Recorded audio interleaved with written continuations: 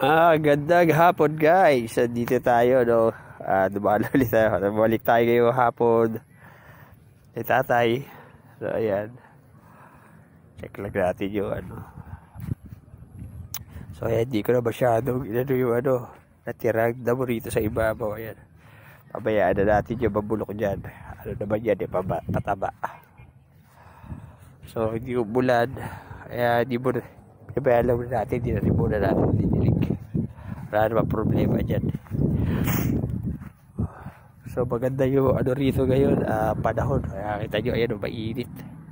Kasi kitang-kita yung yung Mount Makiling. Kita-kita po. Ayan, maliwanag yung tuktok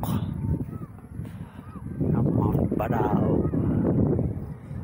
Kasi yun sa kabila na yun, yung bundok na yun na naan doon, Rizal yun eh. Yun yung paano na yung Tanay, Biragonan, Pangil, yun doon.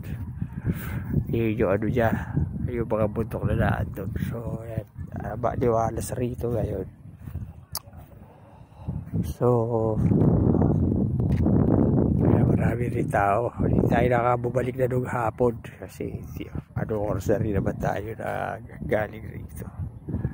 So ayun.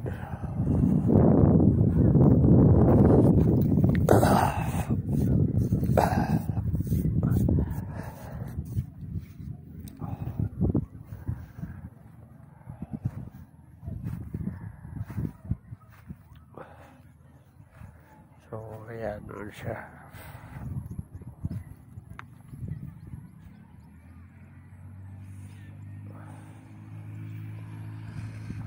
May nagpa-practice na naman ng motor dito. Kasi tsaka yung alabisan sasaway sila ng gwardiya.